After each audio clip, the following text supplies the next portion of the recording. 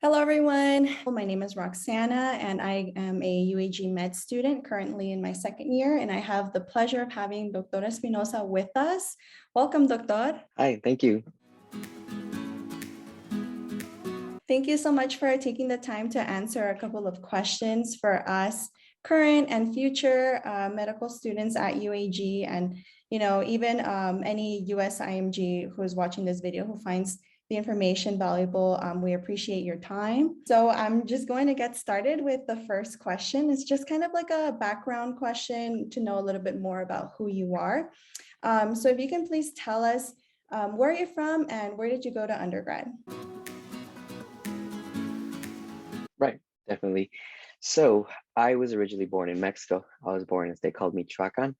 But when I was 2 years old, my dad brought us over to California, Los Angeles, California. And so I basically grew up since I was 2 years old out here in the LA County. Grew up here and I went to undergrad to UCLA. That's where I did my bachelor's degree in microbiology, immunology, and molecular genetics. And that was from 2000 to 2014. Awesome. And did you do any schooling after your undergrad? No, I basically did undergrad. I worked for a little bit after obtaining my bachelor's degree, and then that's when I applied to UAG. All right. So the next question is actually, when did you start UAG? And was it in August or January?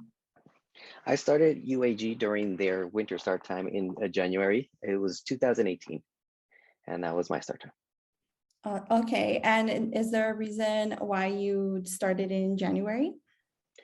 Well, when I remember when it was during application season, I was putting out my applications for, schools here out in the States and for UAG because my uncle graduated from UAG back in the 90s. And so that's the reason I know about UAG. And so I talked to him, asked him how was the whole situation with UAG, and he's a successful doctor, an oncologist in Michigan. And so seeing him kind of go through that school, I figured, well, I can do it too.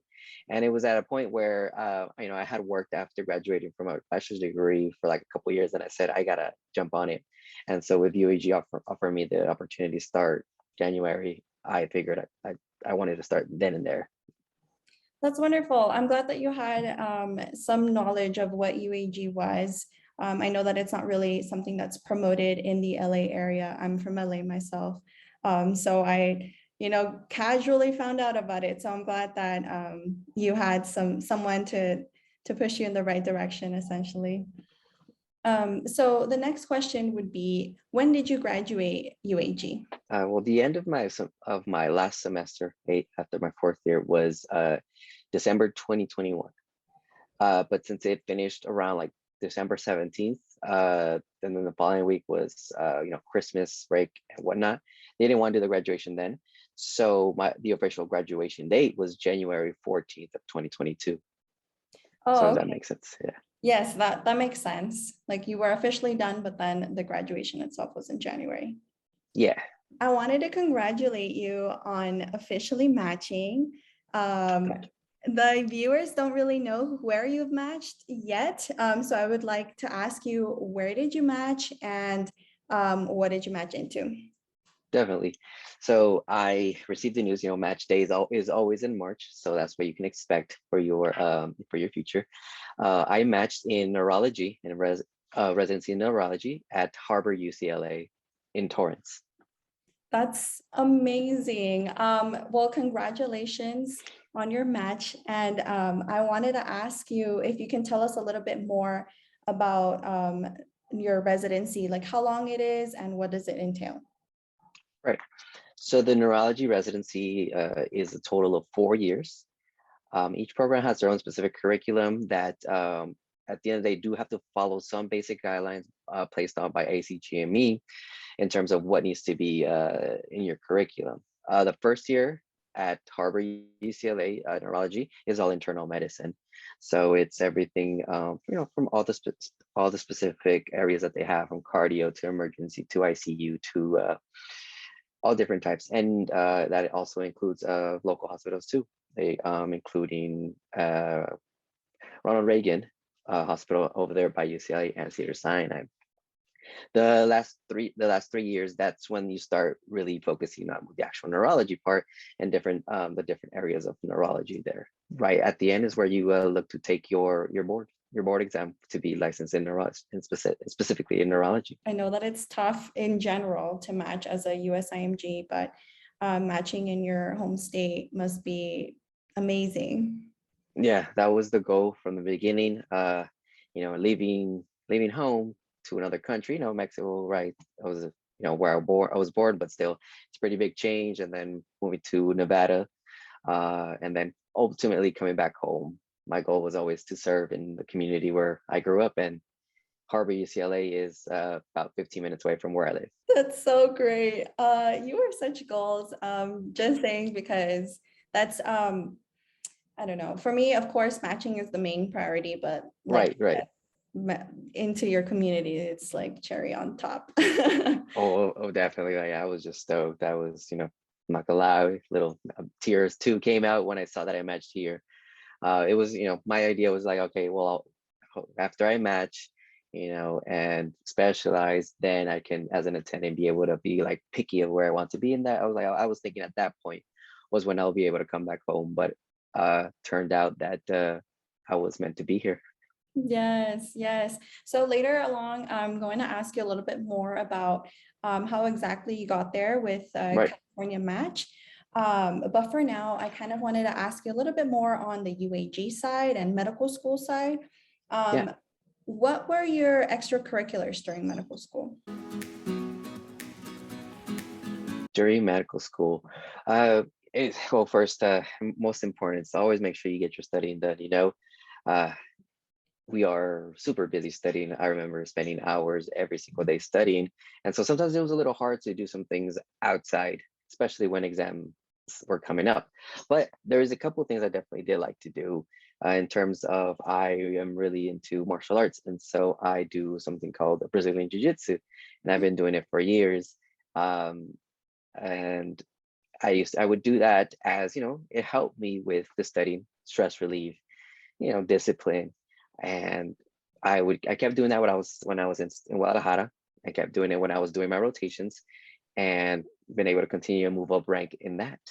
That was my main focus in terms of like extracurriculars. Besides that, your typical hang out with friends after the exam, whatnot. But I never got a chance to do Gi Medic. I've heard great things about it, but I'd say if you have an opportunity to do Gi Medic, I definitely say you should. Yes, yes. And you're right. I think studying alone, it takes a lot from us. So Absolutely. it's more so Absolutely. what you can balance, huh? Yeah, it's what you can balance in terms of taking care of yourself, mental health, physical health, emotional health. And so make sure you take care of yourself first. So with that question comes the research question. Did you do any research throughout your 4 years? Throughout the 4 years, maybe backtrack a bit. I did research in UCLA. I did like about one of my specific classes that I needed for my major included research. So I had some research experience there. When I started, when I was in my last, two blocks, or last, I guess, what would you call it, last semester at UAG, in terms of the first 2 years, they started to implement the whole research course that was needed to basically even graduate. And they were working on it. We were kind of like, maybe, I think the second class that were asked to do it, and so they're kind of roughing out the edges on exactly how they want it to be done. And I expect that that's going to be a lot better for future classes, and so you'd be able to do a lot more research with that. But besides that, that's just been my only two research experience from in my undergrad. And then that's a small research project that we did during blocks 8, 9, 10. Nice. Okay. So in terms of your application, did you put those two in there as under your research? Yeah, when it came down to including, to the research portion of the what is called the ERAS, electronic residency application, for the match, there's a section for research, and I make sure I included both of those in there. Awesome. Great. Thank you. In terms of mentorship, did you have any mentors during medical school? And if so, how did you find him or her? My first mentor being my uncle, the one who graduated from UAG. Of course, he was my number one and still is, and will always continue to be. And so that one's, by family. My next two mentors that I would say that really helped me is Dr. Edu. I remember meeting Dr. Edu and just kind of going after or speaking to him, and sometimes not even just speaking to him about medicine and just saying how he was and things like that. And so reaching out to I say to a professor that you feel like you like how they teach, you like the way they teach. And so it's just a matter of when I had a question, I felt comfortable just walking up to him right after class. It was an easy question, or I would go to his like office hours and ask him a few questions, and then just like that, they get to see your face, get to know your face, and start forming some kind of like relationship there with them. Two others that I remember were La Doctora Alvarez, the neurology teacher. She, it's the same kind of deal. Kind of just ask her a couple questions after class, or kind of go after when she's not too she's always incredibly busy. Well, basically, as I say, like just show your face and just be around there, and that's probably one of the best ways. And I still kind of stay in contact with them. I told them about my match, and they were ecstatic. Oh, that's wonderful. They are great people. Because I was online, I haven't had as much interaction with either of them, but I do kind of know their personalities. In terms of Doctora Alvarez, she was a block 4 neurology for us. And so it was just online. But then Dr. Herrera, Dr. Edu, he is still the block coordinator for blocks 9 and 10. So he's amazing. His lectures are great, and he seems like a very nice man. So I'm glad that you still keep in touch. I kind of wanted to ask you about your third and fourth year. First question would be, where did you go for your third and fourth year, if it's the same clinical rotations? I went to Las Vegas, Nevada. That was my goal from the beginning. From the beginning, I wanted to do my clinical rotations, all of them in the United States. Wanted to show on my application that that I did a lot of work in the U.S. health care system, and so for me, it made sense. Las Vegas, Nevada was relatively close to where I live in Los Angeles, and figured I could come home if I needed to. I really enjoyed it. I learned a lot. And again, your rotations are what you make out of them. You have your supervisor there that like kind of handles with where you want to go. Tell them, hey, I really, really want to see if you have an option for this specialty, and he'll pull it up to you and he'll tell you, okay, I have this for you. What do you want to do? So you just talk to I hope if it's the same for upcoming years. If you talk to him and tell him what you want, he'll really help you make it happen. I want to know a little bit more about UMC, but first I wanted to ask you, what was your favorite core rotation of your third year, and why? I really enjoyed during my third year. Actually, one of my first rotations was with Dr. Singh. I'm sure a lot of people from my classmates would remember him. He is a pulmonologist. Well, he's a clinical intensivist along with pulmonology critical care. That was his specialty. And so during the time with him, we were able to see a lot of patients with, pulmonary problems, a lot of some kind of rare conditions that he basically treats in all of Nevada. And because we did some clinic time with him where we would see patients with him at his clinic, saw some great some great things that he would teach us, and then he would take us to UMC, and we'd go and actually on the floor kind of go over. It was more of a computer rounds that we kind of go with every patient, see what's going on, and see he kind of show us imaging. So it was a rotation filled with not just pulmonology, which was the initial title.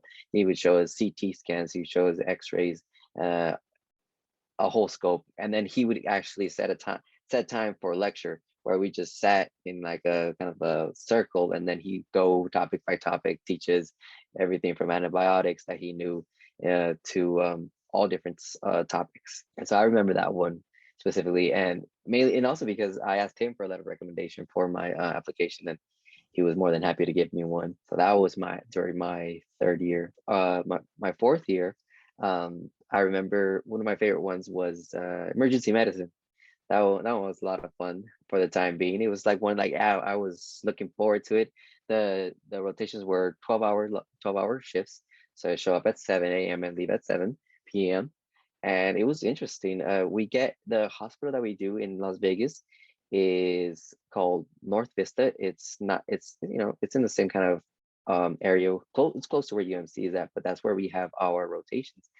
And it's in an underserved community, and so we get to see we saw a lot of different things. Las Vegas, of course, there's a lot of people coming intoxicated with all types of, whether it's alcohol or other types of drugs, and so you get to see an idea of what a patient looks like in that sense. Or we also got to see a wide variety of things, and so it was like on your feet, kind of moving. So I enjoyed my time there because I got to learn a lot too, because you have to kind of pull out all of your knowledge from all the different types of organ systems to kind of put everything together. And the doctor there, Dr. Morrison, was great. I asked him for a letter too, and he also gave me one. Oh, that's great. I'm glad to hear about these wonderful experiences. I hope that comes my way as well. So in terms of third year and also fourth year, what skills were expected of you during rotations? You have your very basic skills that are really important to know, especially when you're going to be in a family medicine practice at a clinic, at internal medicine. It's a matter of like the doc's like, hey, he's looking at the report like, oh, this blood pressure seems kind of weird, but just look at you like, hey, can you take a blood pressure? And a lot of these places don't have that electric, so be able to take a blood pressure, be able to just grab the O2 meter, read that off pretty quickly. In the emergency room, it was once you got the EKG, be able to read that, be able to determine the biggest ones. You have like pericarditis, be able to read that on EKG, or an MI, be able to tell an MI, solid MI. Of course, your attending will always supervise that and have the final say whether it's an MI or not. I had a couple of times I told him like, hey, I think this is MI. He's like, no, that's not. And so it was a learning process, and I learned why it's not. And in that sense, another kind of would be suturing if you when you do your surgical rotation, depending on where you end up with suturing in emergency room and with your surgical rotation. That depending on who, like I said, who you get, it might let you close. Be able to do your simple interrupted sutures by that's what you have to do. So I'm sure everybody's very familiar. Get yourself that like human skin kind of board that looks like with different types of openings, and practice suturing with those that kit that comes along. And so just get really familiar with simple interrupted sutures, and then go crazy and do all different types of sutures that you want to practice. Because I know I needed to use that for my emergency room. And because I was proactive, because I saw a patient come in, I saw them with a laceration, I knew they were going to need stitches, and so I took the initiative like, hey, can I go and stitch this patient up? And so yeah, that, and just be open to learn. I learned how to do an IND, incision and drainage, because I asked, hey, can I do the next one? But if that's not your cup of tea, if you don't plan to ever kind of do those kind of procedures, they won't force you to do them. So there's that too. So it's up to you on what you want to do during your rotations, really. That's great. That's great to know that there's room for error. Oh yeah, they're going to be looking over for sure. So in terms of fourth year, I wanted to ask you what electives you chose and why, if there was some strategy to it. Okay, definitely. So see if I can remember my electives. So for fourth year, you're a little limited to what they have to offer. I was looking maybe for like an orthopedic type of surgery rotation, just because I wanted to do it. But in Las Vegas, there wasn't that option. I know Reno does have that option. So just to put that out there right now, if you want to do a rotation specific one and the location you're at doesn't offer it, but another UAG location does have it, you can request to go and do that rotation there. I know some of my friends wanted to do an emergency room rotation at a ACGME certified residency program, because you need a specific type of letter recommendation from a program like that to do emergency medicine. And Phoenix offers that, and so some friends went to Phoenix to do that. But for my electives, I remember I did radiology, pulmonary critical care, again with Dr. Singh in terms of that. But like you go in with a different mindset, so you have a whole different set of questions, and so it was just a vast amount of knowledge he taught the first time around. You can only really grasp so much of it, and so that was a good recap at the end there. So I can't remember at the time. I was at my fourth year was just kind of mainly like get these applications done. Right, no worries. And so I kind of wanted to ask because, for example, personally, I want to go into internal medicine. And so I was thinking, okay, maybe I can strategize my fourth year with certain electives. And oh, definitely. I was just wondering if you did that. Maybe if you had like some crazy neuro, like I don't know what exists. Yeah, my so my biggest like my neuro experience was with Dr. Louis, the neurologist involved, and like it was that along with the Dr. Alvarez were like my main things of getting into neuro, and so spending my time with Dr. Louis, it was more than enough for me. So like this is where I want to be, and this is what I want to do. But yes, along with what you were saying is that your fourth year you can really tailor it to more along the lines of what you want to do in specialty wise. If OBGYN is your thing, then look for an OBGYN, another, or go back to the same OBGYN to learn more. For neuro, now that I was like just about finishing up, I did see that they added a couple of neuro positions I would have loved to do. But yes, you're completely right. You can tailor it to so internal medicine. So that can include going back to the GI rotation, going back to your infectious disease rotation, or just going back to just a general internal medicine doctor. So there's definitely ways to make it revolve around what you want to do. Thank you. Thank you for those answers. Moving on a little bit onto board exams. So I was wondering, when did you take step one, and what resources did you use, and would you recommend them? Right. So step one is the big question for for us UAG or any IMGs. So to give you just answer that basic question, I took step one in December of 2020, December 18th, 2020. I remember that day. It was a big day. It's kind of engraved in my memory. So that's always gonna be there. And so my third year started at January 2020. So to give you, I guess, as you can see, it took me a year I just focused on studying so that I can take it by December. And so the sources that you use, right? That was my number one big thing. Like, what do I use? What don't I use? Am I using enough? Those were questions that kind of creep up into anybody's head always. And so after going through the whole process, I came down to the basic idea that you don't want to overdo it with sources, like 5 or less. And I just did 3 at the end. For step one, you have your gold standard, UWorld. You absolutely must. UWorld is a must, in my opinion. AMBOSS, which I understand that UAG gives a subscription for that now. I think it's great. I mean, I didn't try it, so I really can't comment too much about it. I heard great things about it. They offer you practice exams, and so I'd say definitely use it if you want some like a different type of variety of questions for sure. But UWorld should be still your gold standard. The number one way is to practice questions and practice exams. Actually, a buddy of mine who also finished just with me and matched. His only studying was UWorld. He simply did UWorld twice and then took the test and he passed it, doing great, right? But if that's not your cup of tea, my 3 main sources, maybe 4, would be UWorld, first aid, Pathoma and the videos along with the book, and the other one would be Sketchy and the Sketchy workbook for micro. Now I didn't use Sketchy Farm.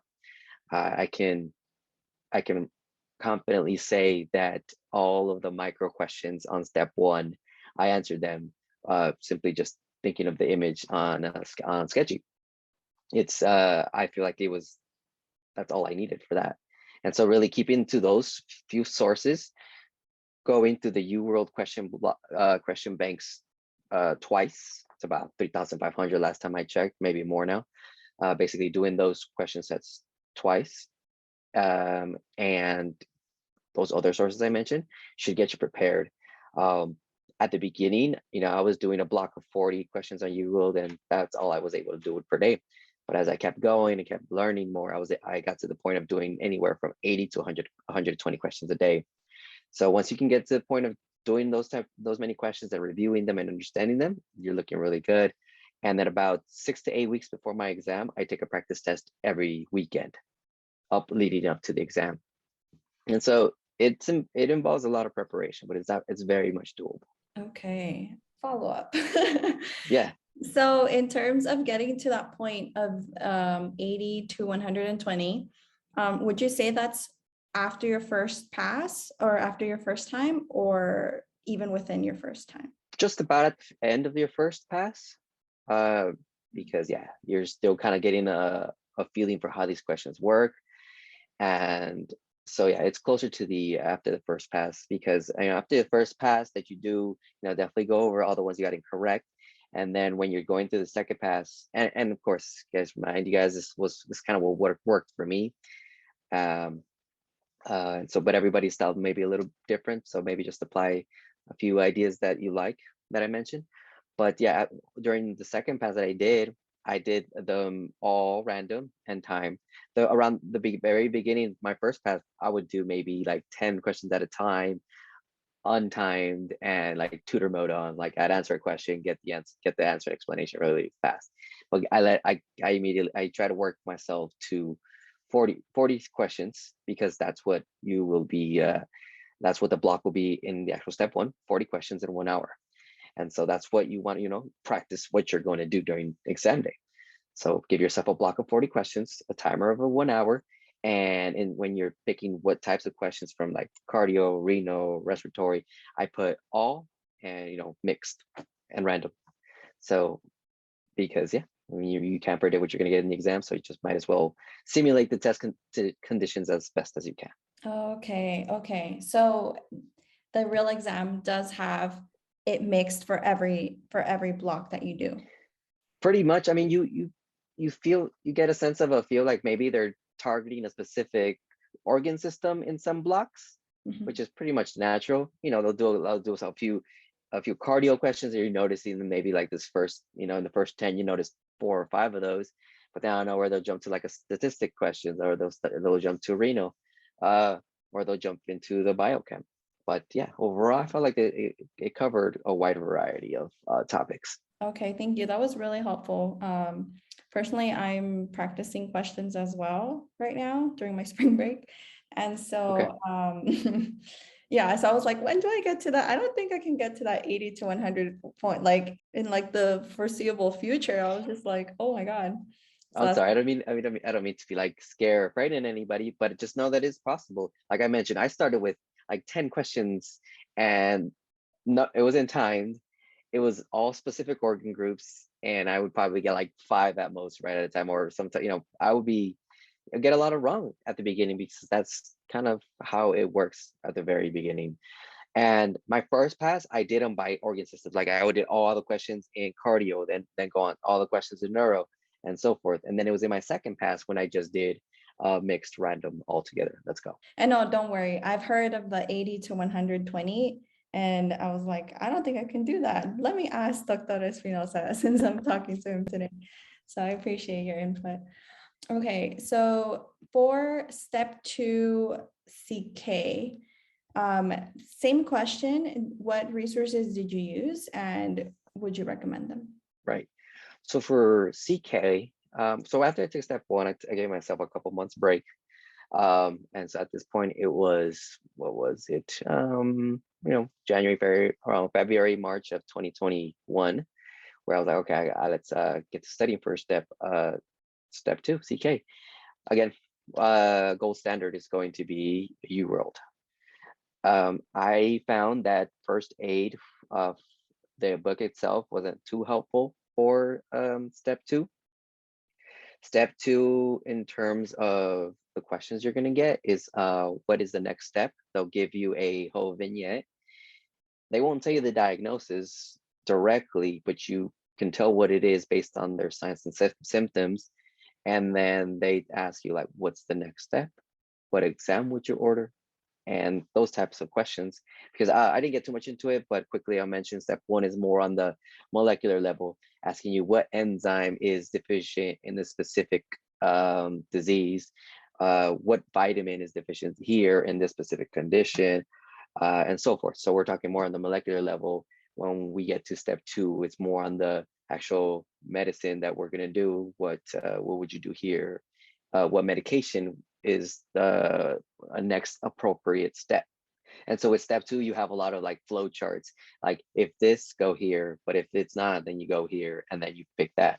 So a lot of that, and UWorld does a really good job of covering all of the topics that you're gonna see in step two. In terms of the materials, a lot of it does overlap. And so if you're still kind of pretty fresh after step one, the sooner you get to studying after step one for step two, the sooner you will be ready to take it, because the information does overlap quite a bit, so that you can say, oh yeah, I remember this from my studying, and boom, this is easy, good to go. So my sources for step two were mainly just UWorld. I went through that just one time, went through the question banks just about one time, and I took my practice exams.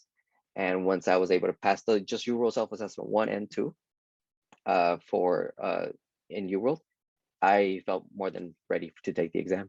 I took it around July, early July. Well, sorry, mid-July actually, of 2021. Starting around January, February, March. So I started like at the end of March, April, May, June. So around 4 months of studying. So there was like it's less studying, I felt, because like a lot of information overlap. And I, program myself so that by then I'm going to take it, because by September I need to have my application ready to go and submit it for match. So make sure you time it out right. Give yourself some break time, a month, 2 weeks, something, whatever you feel you need after step one. But make sure you give yourself 4 to 6 months to study for step two, and have that ready before September of the match cycle you want to apply. Okay, and in regards to your score, you received that a month after your exam date? Yeah, usually it's 3 to 4 weeks. It's around the 4th week mark. If they continue to do the same thing that was done for me, it's on a Wednesday. I receive my results on a Wednesday. So like 4 weeks, 3 weeks after your test date, that's when you will receive an email. And it's pretty nerve-wracking, because you receive an email saying that your score is in, and then you have to log on to ECFMG to view your score. And so it says on there, like score report step one, and then it has a picture of a PDF, and you have to click on that. And once you click on that, like the first things you see are either, you'll see pass, and then right next to it, you'll see your score. Oh yeah, that sounds nerve-wracking. You're right. Oh, absolutely. And then you get that email like at 5 in the morning. If you're in the West Coast, I think they released at like 8 a.m. Eastern time, and so that would be like 5 a.m. for anybody in the West Coast. And so yeah, you get it pretty early, so you can just imagine how you are the night before. Oh yeah, no, the anxiety is through the roof, I bet. Definitely. Okay, so thank you so much. I wanted to ask you, in terms of studying for STEP while in rotations, if you have any advice for that, and how did you balance? That can be challenging. That could be challenging in like finding the time to study. For example, emergency medicine is something you have to do in your third year now. Correct. So I would say maybe try and schedule emergency medicine until after, like towards the end of your third year. So when you're like finished, when you're like ready to take step one, or at the beginning, and get it out of the way. Doing a 12-hour shift and then coming home to study, it's tough, because you do 12 hours, you want to come home, you want to eat something, or you take a 20-minute break. And so by the time you get out at 7, get home, eat, and get all settled into maybe study, at most, we're talking about 8:39, and then trying to do some blocks and then go over it, knowing you have to be up maybe like at 5 or 6, so that you could be at the hospital at 7 the next day, is kind of tough. So in terms of scheduling, it's probably going to be the best things. There's some rotations that are not as demanding, maybe us during some of the other core rotations, ask your supervisor, the one that's going to be in charge, they know about the rotations. They know which ones are demanding and which ones are not. So maybe if there's one that is, you tell them, hey, can you give me like, I want my first 2 rotations to be on the easier side so that I have enough time to study, that'd be perfect. Some rotations are maybe not entirely all day, or some, they'll give you on the insider like, hey, yeah, it's scheduled for all day, but this preceptor kind of sometimes lets you leave early because he has, things that he has to do. And so it's to be understandable. So it's just a matter of talking to the supervisor and say, hey, for this next upcoming rotation, what do you have available that can maybe kind of work a little bit better with my schedule for study time? Talk to him. He was readily available all the time. Okay, thank you. I'm glad to hear that. I've heard, I believe his name is Dr. Tran, correct? Yeah, that is Dr. Tran. He's the one I worked with, yes. Okay, so I'm looking forward to meeting him. Hopefully he helps me out too. I kind of wanted to transition over into ECFMG / ERAS now. So first would be, when did you apply for ECFMG certification, and were you certified before completing or submitting your ERAS? When you say ECFMG certification, you're talking about like the complete sense where I've taken both steps, or we're talking about that very first certification that you need to do to apply for step 1? I was actually speaking about the latter, just because I think the wording for ECFMG certification, when we apply for step 1, it's called certification, right? Yeah, it's like your identification certification, so that they can confirm that you are who you say you are. It's Right. like Yeah. Form 186 to submit that and have it notarized. And so there's that part. So if you meant the other part, ECFMG certification, you cannot be certified until you have both steps done and you have your diploma and a translated version of the diploma. So that in itself answers the question that you cannot be certified until after graduation. Because during your graduation, they will actually hand you your diploma, right? And so then you can begin the process of certification right after, the next day after, if you wanted to, which I highly recommend that you do, because certification can take quite some time, mainly because you have to request a translation of your diploma from UAG. And so that's as a matter of saying a couple of emails here and there, making a payment for the translation process. And then once you receive that, then that's when you upload that information into ECFMG. They take some time. For me, they took about 10 to 15 business days to review that, and then request I guess just a confirmation from UAG, like an electronic confirmation. They do that, and so that takes a little bit more time. So as a whole, after graduation, that I had everything, both of my steps done, and I submitted paperwork. And so since I started the process, it took about 32 business days. So that's like a Monday through Friday type of thing to get it done. Like I said, I graduated in January, so I got that done.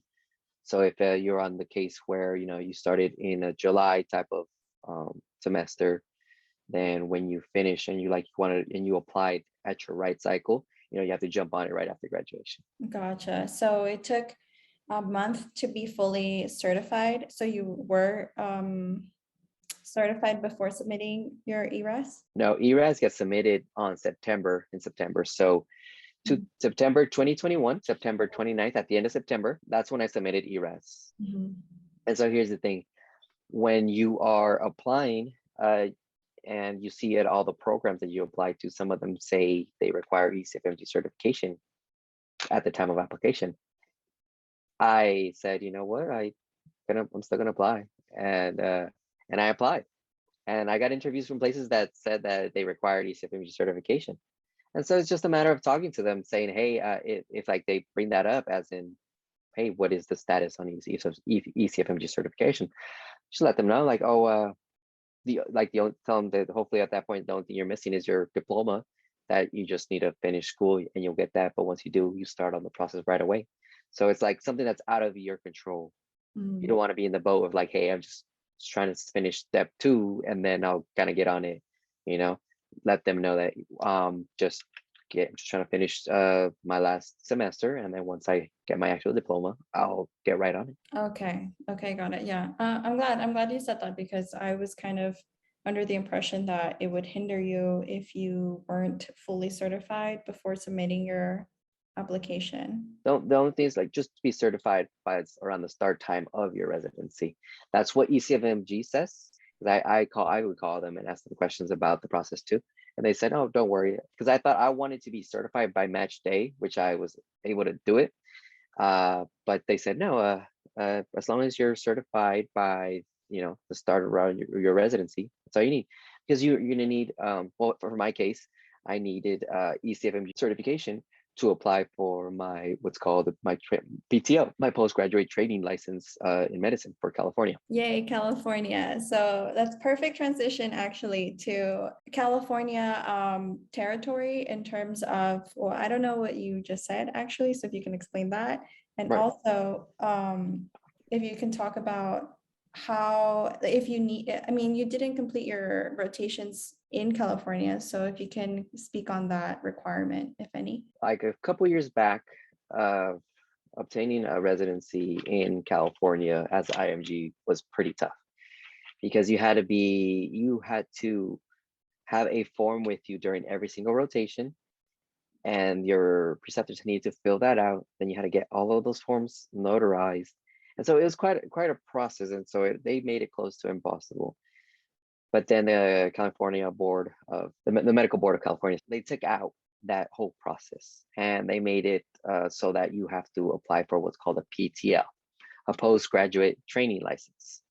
And so to obtain that, you just basically need to have graduated from a medical school, either any in the US or Canada, or an approved school, international school. And UAG, I can tell you now, is an approved school by the California board. And so you don't have anything to worry about in that sense.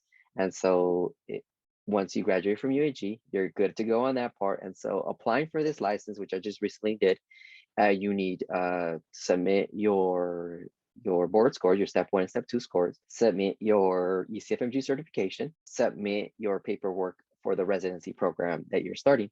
And so, of course, there's a fee involved with that, but that's to be expected, of course. But send all of that in, and then they review all that. They'll send you your basic license, just another kind of license that you can carry, just like your driver's license in your wallet. And that's basically the process in that. And the fact that I did my rotations in Nevada, that kind of just that was just to complete my medical school training, right? And so by sending that, and they also require a transcript.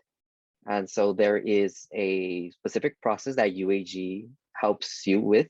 It's a form, it's called the academic service form. You simply fill it out, send it in, and they take care of sending a copy of your diploma along with an English translation and a medical school transcript. And so that's how that's how the California board determines, okay, yeah, well, graduated from this school, the school is approved, here's their transcripts, here's everything's good with their medical education. All right. And then you send them the step 1 and step 2 scores, they review that, they review what residency you're starting. And then if everything plans out, they give you your license and your license number. Great. So this license is required for you to begin residency. There is a rule in place that says that yes, you must get it within 180 days of the start of your residency. So for the situation, very much as in like you don't have your diploma until like say you graduate. I know my friends graduated like in May, and then they start residency like the next month. And so, it'd be close to impossible to get your license right then and there. So that's why the board offers you I guess a grace period of 180 days to obtain your license until all that paperwork is done. Okay, I'm glad. Thank you for that. Because I hear mixed things, and one of them was the older version that we needed to have rotations in California. Otherwise, I wouldn't be able to even residency there. They changed that up, and there's even talks right now of taking out the PTL to this process that I just did. So who knows, by the time you're applying or getting to that point, it might change by then. But letting you know, as long as they don't go to any of the older ways, right now it's very straightforward and easy to do. So now that you mentioned, I'm glad that you did, about possible updates. Is there somewhere we can look up online to keep updated with that kind of information? If you just Google California Medical Board training license or license, it's that same board will gives the training license, and they also give the what's called the physician surgeon's license, and that's what you apply for after taking step 3. But they have all of the requirements on that website, and they tell you, they mentioned this 180-day grace period that I'm telling you about, and on that website they will have any changes when and if that they do make them. Okay, awesome. I'm glad that you mentioned it, because I was going to forget, and that's very critical, because you're right. I'm barely going into my 3rd year, so things could change.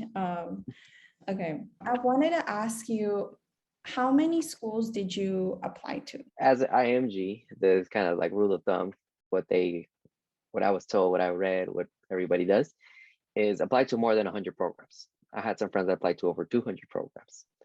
And so I applied to two specialties. I applied to internal medicine and to neurology. And so I did a grand total of about 130 programs. That in itself, just to give you an idea, that can run, applying can be pretty pricey.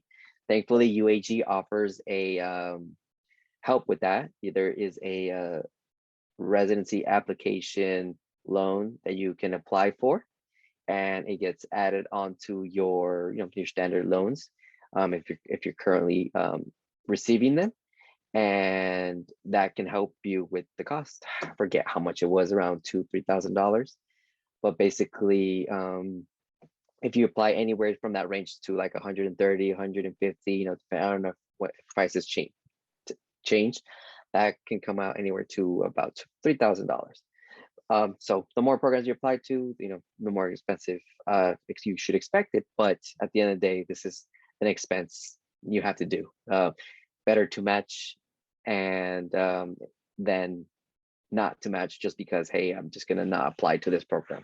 It's like, no, you should go ahead and throw it in there. So and I applied, and I'll apply all over the United States. My goal was definitely to stay West Coast, but I didn't limit myself to that. What I did do though is the neurology programs, all the neurology programs were just West Coast. My internal medicine programs were all over the United States. And so after applying, shortly after, you start getting the emails in. And so my recommendation for that is be on top of it. Like, make sure your email notification that's on. As soon as that email comes in, it's like they sent that email out to quite a few applicants that they want your interview. And it's a first come, first serve kind of interview. And so it would be unfortunate that, hey, you get 2 great interviews, but they are both in the same time slot. And now you have to decide which interview you want to do and which interview you have to basically decline. And so that's one less position that you could potentially have. So jump on it fast, schedule your interview dates. My interviews were all through Zoom due to the pandemic. There has been talks, from what I understand, that this kind of interview way that they want to keep it through Zoom, it saved a lot of students mentioned they saved a lot of money in terms of traveling. So who knows, it might stay like that. You do have an opportunity to basically do as many interviews as you can, matter of waking up, getting ready, and doing interviews. So who knows, they might stay through Zoom.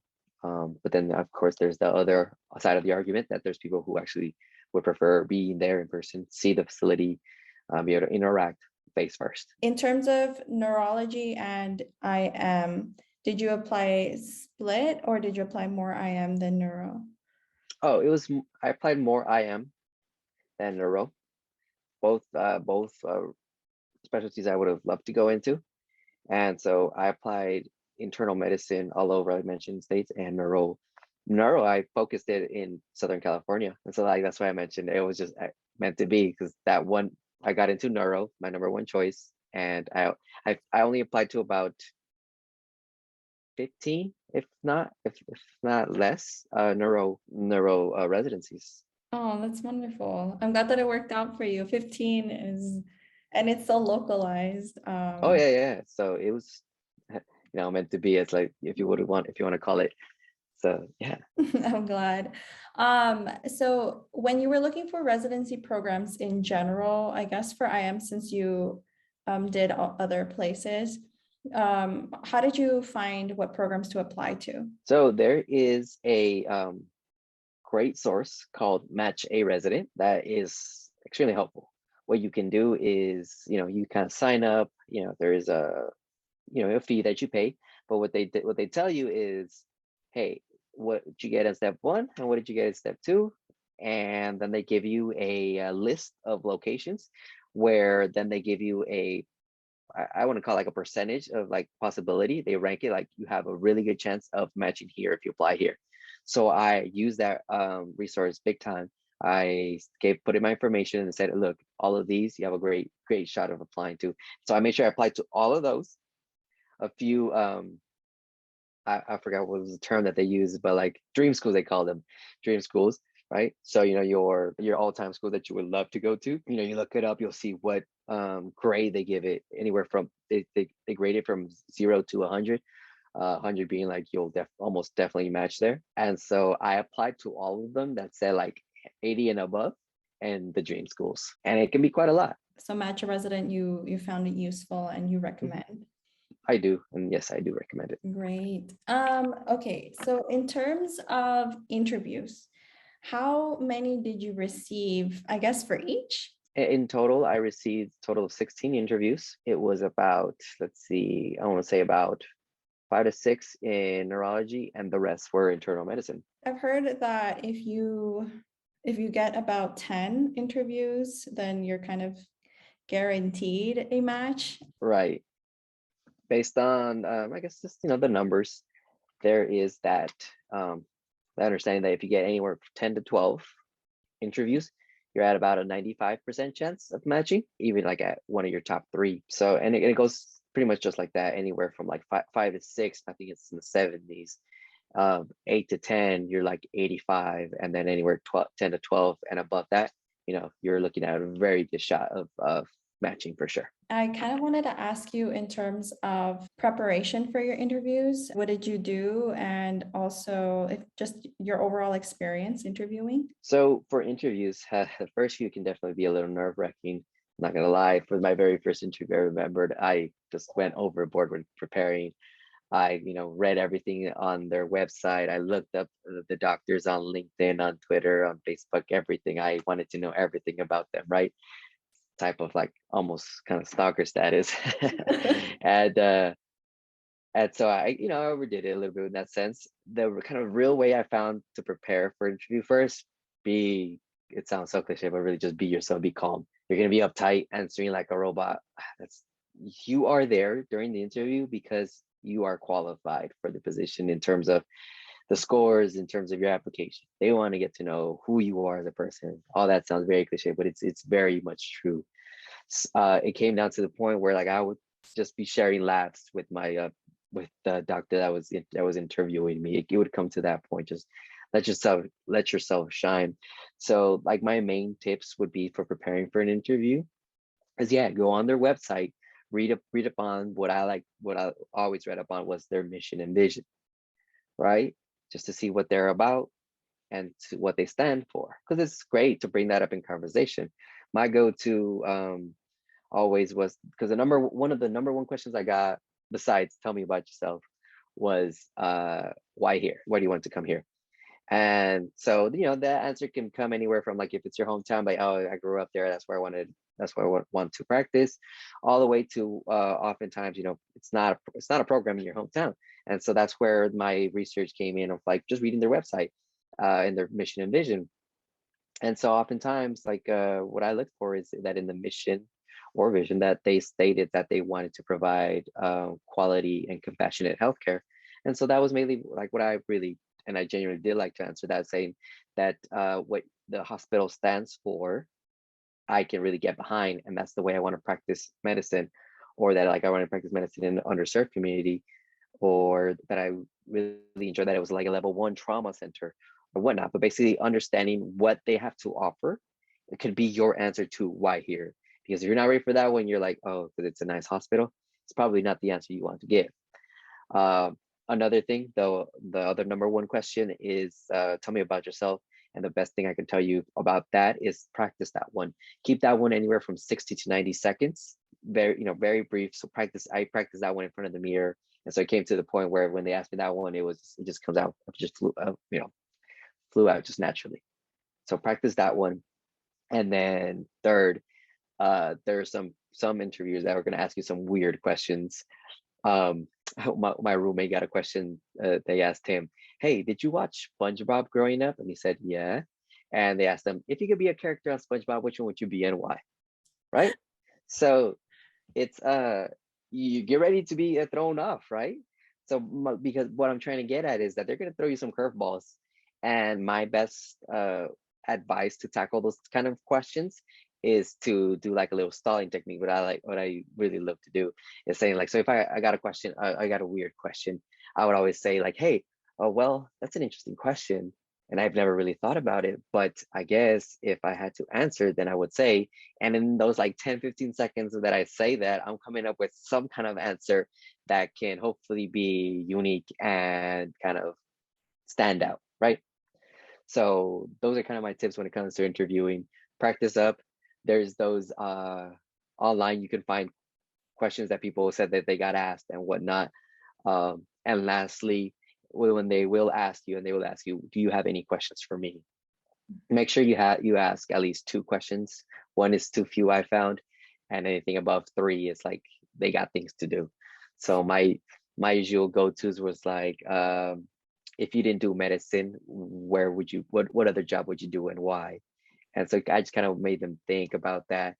And I remember I had a couple other questions that they were just standard questions I love to ask. And yeah, keep it to 2 or 3. Okay, awesome. Thank you for that. I love all those tips. I will rewatch this video for sure to hear all about it again. I wanted to ask you in terms of interview if it was one-to-one or if it was multiple faculty members at once. The majority, it was always a one-on-one with the faculty. They put you in a room, in the Zoom room meeting where you're with your other applicants and current residents. And so that one is just like doesn't really much count as an interview. It's just hey, asking the residents about the program. And they tell you this is not an graded part of the interview. Like we're honestly just here to answer your questions. And so at that point, it's like, yeah, you have like maybe 4 or 5 other applicants and like 2 or 3 residents there. But the main interviews was with our 2 or 3 core faculty and the program director. Usually with the program director, it's less time. With the faculty, you get about 20 minutes. With the program director, sometimes you get 15, maybe 10. So yeah, most times it's a one-on-one. So you get to shine. Next question would be regarding personal statement.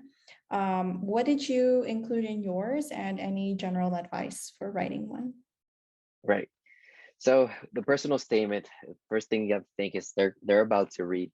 Well, after they're filtered applications, they kind of put out the ones that they don't want to interview, and they get the ones because program directors and core faculty get the ones they want to read on desk. Just think they're going to read tons of them, and they've read tons of them in the past. So one of the best advice I can give is try to be as unique and fresh as possible. Personal statement, as the name entails, write something personal to you, something significant to you. But and it's tough because yeah, maybe to you had like a great doctor growing up, but that would be very much almost on everybody's story. So it is a tough one. But once I had my personal story and like where I wanted to basically wrap it around with is I felt like I knew it was ready. Like I knew my personal statement was ready because I would reread it and read it again. Oh, and for per specialty, it's important that you write a specific personal statement for each one. So I wrote one for internal and for neurology. Very similar ideas, but changing up the important key parts. I guess to answer that question, write something that really is you're like passionate about, something life changing, something fresh. Other than I grew up always wanting to be a doctor because I love science, right? Because someone's gonna read that. Because I can almost assure you that some of the interviews I got were because of my personal statement. because when I started right when I started the interview with the program director, the person said like, "Hey, hi, how are you?" Right, and said, "Hey, so I'm so happy to finally meet you because I read your personal statement and I just knew I had to interview you, and so for that reason in itself, I got an interview." Right. And So there is a lot of pressure on the personal statement. So give yourself enough time to write it and think about something like really important, something like, hey, maybe this experience is not as common with many others. And so when a direct program director or core faculty read it, they'll be like, oh, wow, oh, I never thought about that, or I've never read this before. And that makes you stand out. And that will give a lot of times get you an invitation like it did for me. great, great. Thank you. Thank you for that. I'm glad that you emphasized that you got some interviews from your personal statement. Yeah, I feel like that's it's important. And let me add to that. Mhm. There's I don't know, this is a question that you might follow up, but it's a question, of course. Did I use any source, any kind of proofreading program, any kind of company that takes care of, because there's organizations that will read your personal statement over and give you tips on it. No, I didn't.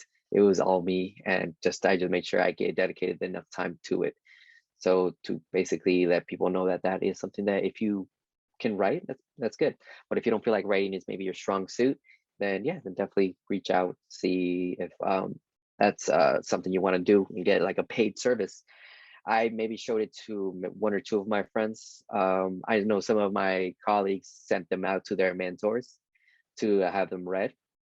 And so that's also very helpful. And if it's your mentor, they won't charge you for it.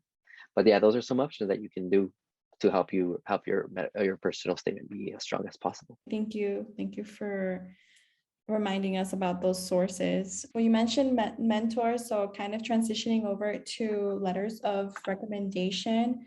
How many did you get, and when did you ask for them? So for each they'll say this is my kind of personal take on this. They say during ERAS, look up each program and see how many letters of recommendation they require and from where. And so depending on your specialty, right? If you're going to be doing emergency medicine, you need some emergency medicine letters of recommendation. But overall, each program, you're only allowed to put 4 letters of recommendation in there. So my advice is make sure you put 4 letters for every single program. And of course, the respective specialties. If you're doing internal, get yourself 4 letters of internal medicine letters. That can include a doc who's just an internist, or that could be a doc like an ID, infectious disease, or cardiology, or GI. All those really fall within the realm of internal medicine. And so I started to ask my docs around after I took step 2, after I got my step 2 score, which was in July. So July and August was when I started to ask them. But oftentimes when you're doing a rotation, at the end of the rotation, especially what was my experience in Las Vegas, they would mention like, hey, if you ever need a letter recommendation from me, feel free to reach out. Or if they don't ask that, just at the end of the rotation, like, hey, Dr. So-and-so, when I applied to residency, can I count on you for a letter of recommendation? And of course, you kind of have to feel out how the rotation went. If maybe that wasn't a rotation that you maybe were not too fond of, or for whatever reason you weren't feeling it, maybe that probably wouldn't be the best doctor to ask. But if it was a doctor you got along with very well and you were there, putting in the work and doing the best that you possibly could, then yeah. And if the doctor doesn't mention it at the end, just say, hey, can I count on you for a letter? So that when you come back, they'll remember you and they'll help you with one. Because Dr. Singh, I mentioned, I had him in my 3rd year. I didn't have him as my elective until after I submitted applications, but he was a great guy. He remembered me. And so when I went to him before I needed to submit it, he said, oh yeah, I remember you. I'll write one for you for sure. And yeah, and so definitely get a head start with letters of rec about 1 or 2 months prior, because they have to be the ones to go onto an ERAS platform and submit them on your behalf. And they can be really busy at times. And so it wouldn't be prudent to ask for one in September, knowing that application is due in just in a couple of weeks. Great, great. Thank you. In terms of certificates in the ERAS like section, did you put any? Certificates. Not really. I didn't have like some major certificates. You know, you just add your basic ACLS, BLS, stuff like that. But personally, I didn't have any like significant certificates that I received for something. But if you have them, definitely. I said there's a section for any ERAS to add everything. And I'll tell you right now, just my own personal take. There's a section in the I think other or hobbies or something along that lines in ERAS. I included what I like to do. Talked about the sports I like to do, things I like, other things I like to do, and I even included that I enjoy watching anime. And so during a couple of my interviews, the interviewer said, "Hey, I saw that you put that you like anime. Which ones do you like?" And then we just started having a whole conversation about anime. And that's the thing, you want to. They saw that on there. Some people would like, no, just be super professional on your ERAS. I would kind of beg to differ. That is who I am, and I included an appropriate section, of course. And oftentimes, maybe the interviewer probably just scans your application really quick.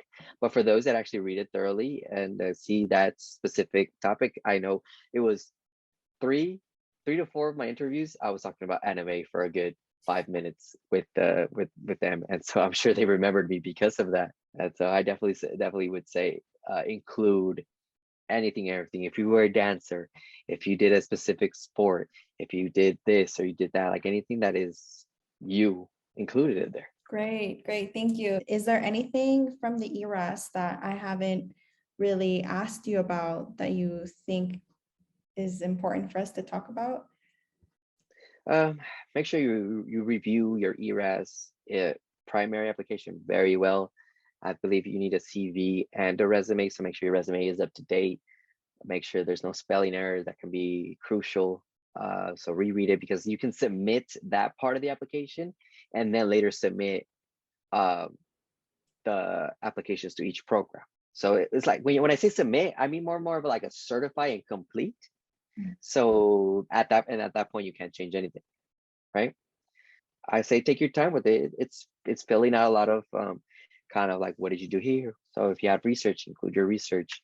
And so for the most part, is that first initial part of the ERAS application is just who you are, what you've done, what jobs you've done, if you've done any jobs, if you worked with anything, definitely include that in there.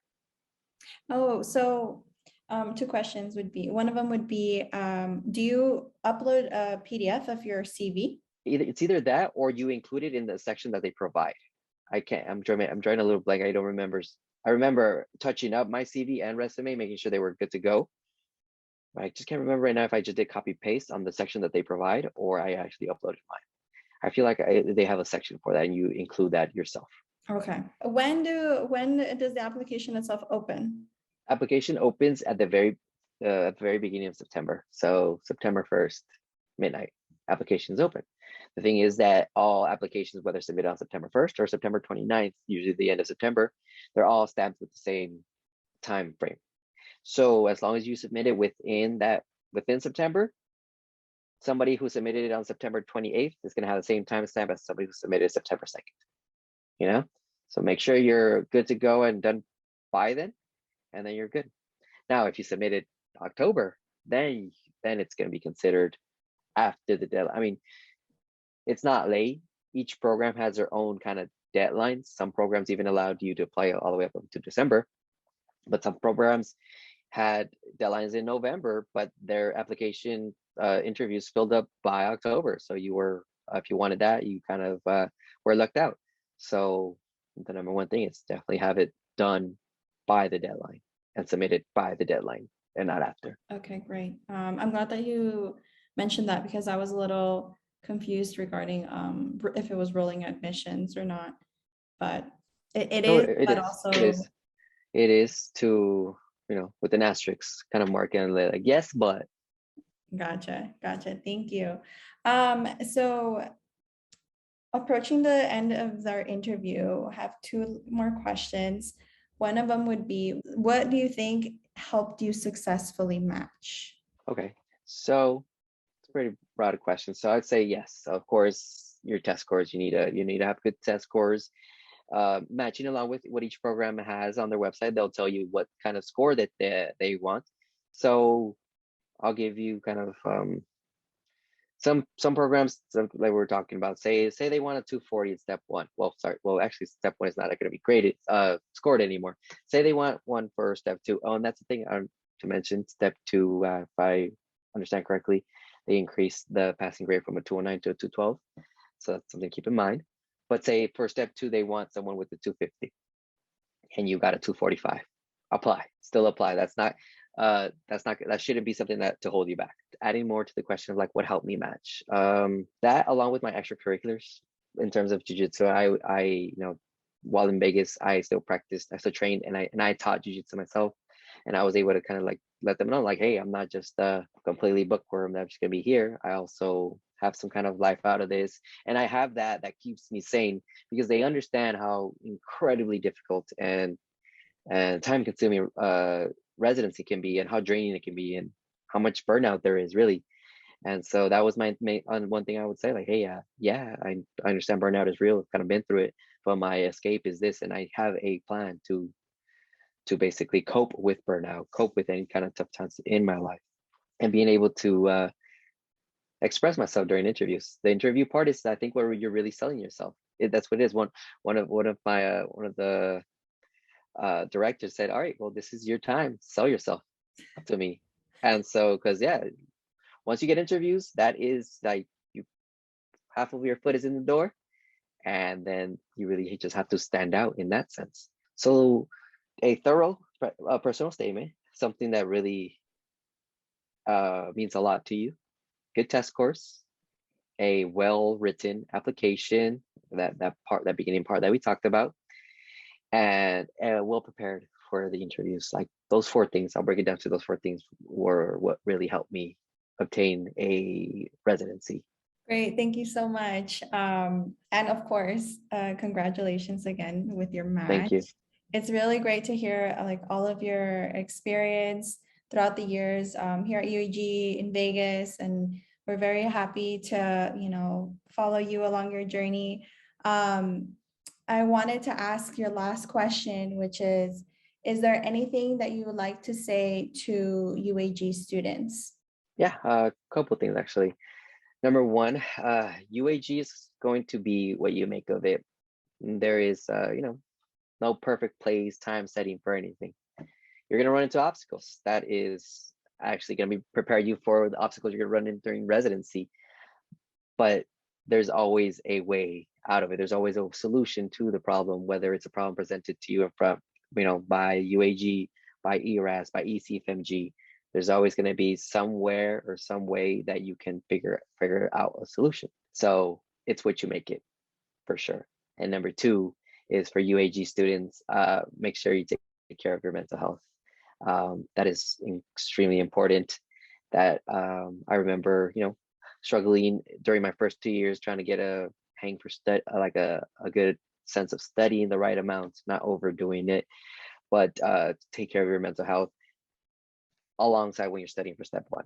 I remember going through burnout for step one, and I can tell you, I can guarantee you, if you take 2 days off during your step one studying because you've burned out, that will not cause you to fail step one. 2-3 days to get your mind back together of like zero studying, because you've reached like a breaking point.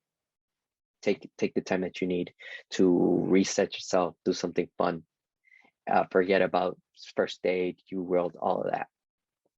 So be prepared to run into these kind of problems. But there's a time to push through it, and then there's a time to like, hey, I need an actual break, and your body will tell you. So just listen to your body, and you will know when you need to take a break. And trust, if you do that, you'll come back even better and more ready to learn, as if instead you would have pushed through and you're only like studying not as well as you're capable of doing because you didn't take the break that you need. So take the breaks that you need. Listen to your body would be my second thing for UAG students. Great. I wanted to thank you again for taking the time out of your schedule to meet with me and basically film this for future current UAG students. I know that we will learn a lot from your experience, and you're basically an inspiration to us because you matched in California, your home state, and you matched into the specialty that you really wanted to match into. And I wanted to congratulate you again, and I will put your handle in the description box below so that people watching this can go follow you on your journey at Sure. Yeah, UCLA. definitely. Yeah. And that anybody feel free to message me, and I'll be more than happy to uh, help you with anything that you need in terms of anything UAG related, ERAS, ECFMG. It always helps having someone who's been through it and can kind of guide you along the way. So with that said, thank you everyone for watching this video. I hope you find it helpful with your medical journey, and I'll see you in the next one. Bye, Doctor. Bye.